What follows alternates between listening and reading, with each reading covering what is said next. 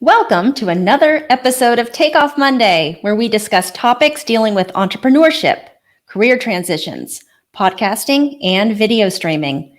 We keep our shows short, but they're packed with lots of information. Hi, I'm Joy Tootle, and I work at Rocketship Consultants. Our company helps clients get to the next level, if it's with their business that they own, an organization that they run, or in their personal careers. And we help clients looking to create and monetize video shows, podcasts, or virtual events. Our team of consultants can help you focus, prioritize, and we can help inspire you to start making progress on your goals. The idea behind Rocketship Consultants is about changing your trajectory, launching yourself into new and better areas. Our team is made up of attorneys. Each of us, including myself, have a unique background. I've worked in private practice and for the state of Florida for several state agencies and numerous regulatory boards.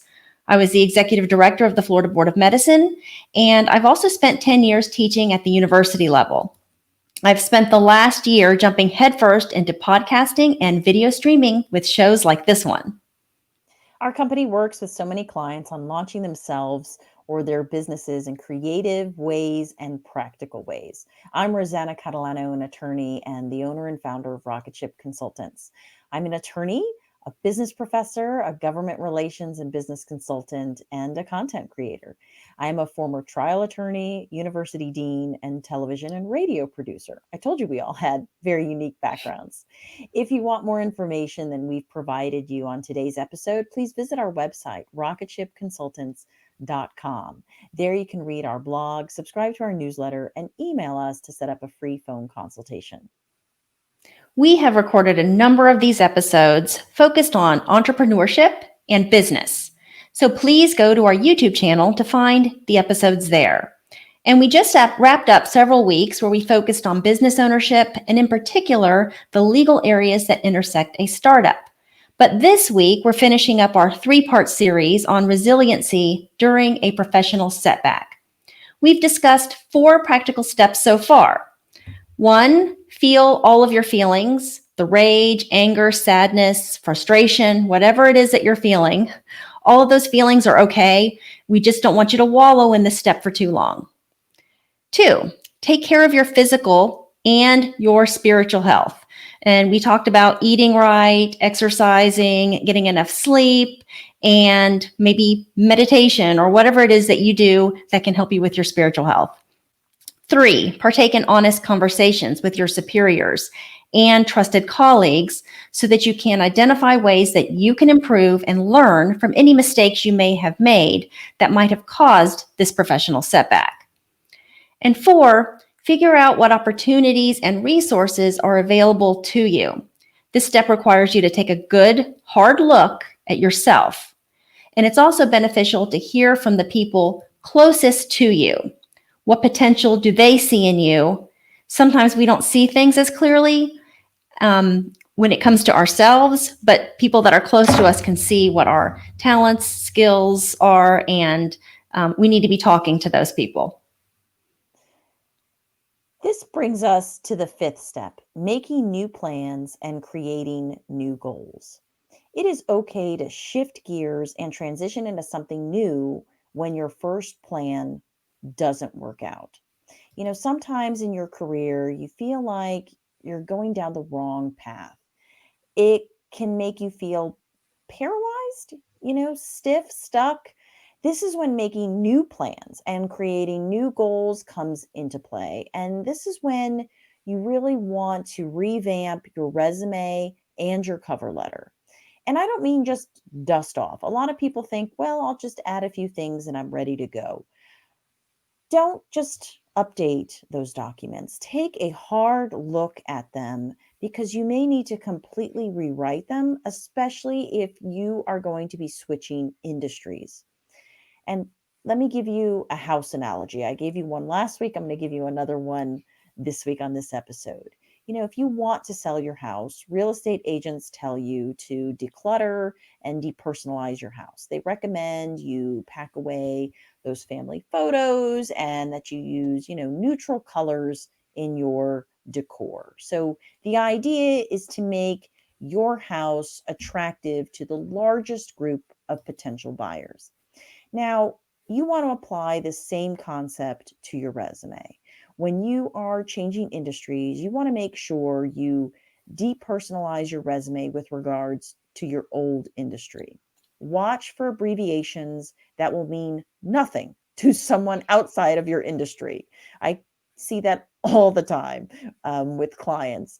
And write job descriptions in a way that anyone, even your uncle who sings jazz in a piano bar will understand what your work was at the National Laboratory, right? So you want someone that's not even related to your industry to be able to understand what it is that you do and what your skill set is. And that's how those descriptions should be written. Now, I believe you should go one step further.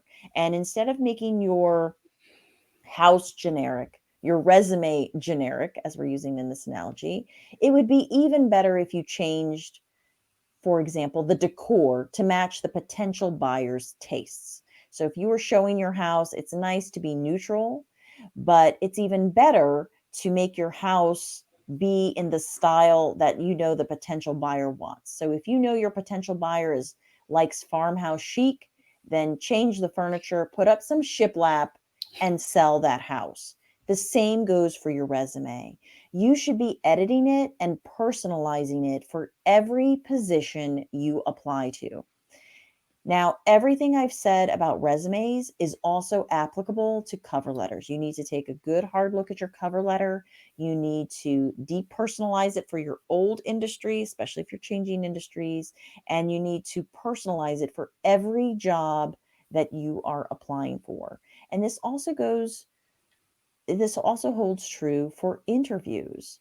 You want to be sure to synchronize the words coming out of your mouth at an interview and the descriptions and all the documents that a potential employer have on you.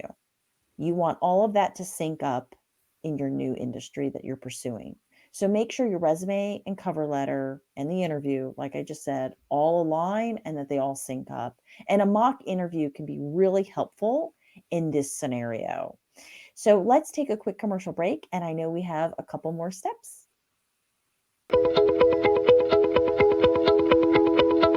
At Rocketship Consultants, our mission is to launch your business, career, or podcast. Our team works with you to start and grow your business with fresh ideas and inspiration. Let us make key introductions on your behalf and leverage our network of contacts. Talk to us before you send your application in for a new position, a university admission, or a scholarship. From resumes and interview preparation to negotiating offers, our experienced career advisors can help you at all levels achieve your career goals. Let us help you take that dream you have for a podcast or video and turn it into a reality. Rocketship Consultants offers a variety of services, so check out our website at rocketshipconsultants.com. Take off with Rocketship Consultants and launch your business, career, or podcast with us.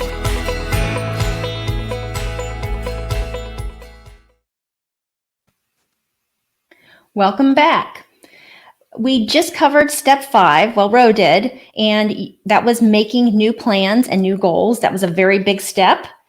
And it included a lot of really important details about updating your resume, your cover letter, your interview style. So we're going to move on to step 6 now, which involves humor and joy. And boy, you better have a good sense of humor.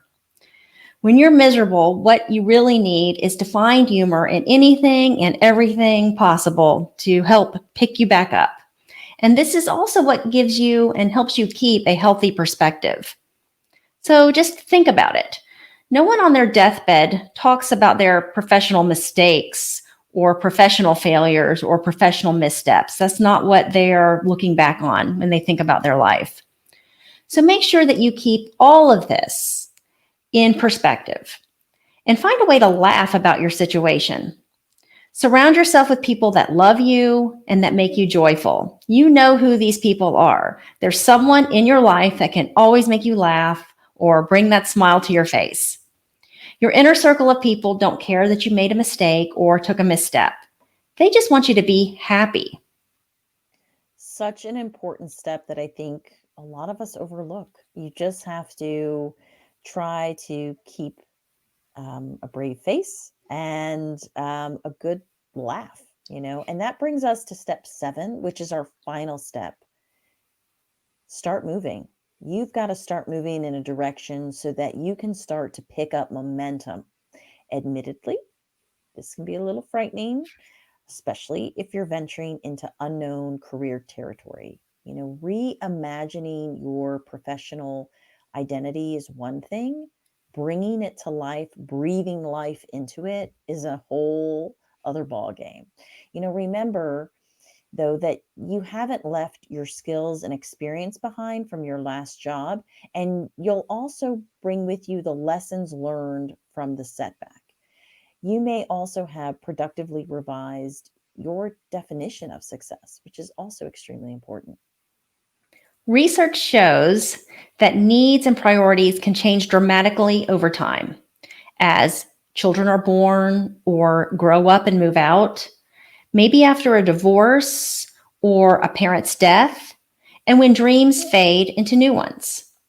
Remember that finding and choosing the right opportunity has a lot to do with the moment in time that you're seeking to make that change. For those of you who decide to stay with your employer after a setback, the biggest change might have to be in your mindset or in your psychological commitment. Shifting perspective like this takes just as much energy as completely switching companies or jobs.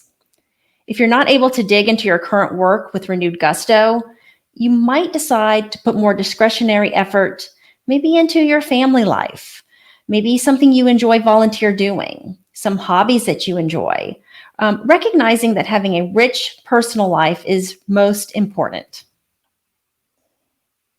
Being resilient and flexible is vital to career success, but these qualities don't come easily or naturally to everyone, which is why it's useful to have clear steps to follow after a professional setback. The 7 steps we have provided you in this 3-part series can help you to transform the anger and self-doubt associated with failure into excitement about new possibilities.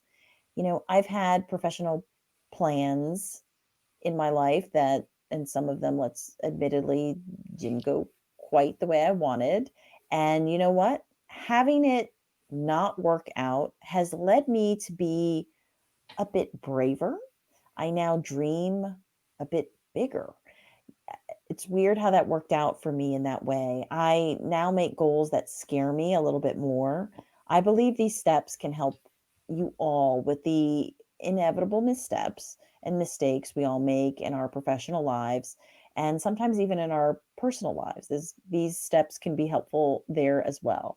If you connect with us on LinkedIn and send us a note, we will email you a 1-page summary of our 7-step resiliency plan. Yes, definitely reach out and we'll get that to you. You should follow our company on social media because you can find us on YouTube, Instagram, Facebook, Twitter, and LinkedIn at Rocketship Consultants. If you have a future topic suggestion for us in this show, please be sure to put them in the comments below. Let us know if your company would like to team up to sponsor our show or a relevant episode, or maybe your organization is interested in creating its own show. Reach out to us and we can help. Our contact information will be up at the end of the show. And that wraps it up for tonight. Good night. Good night.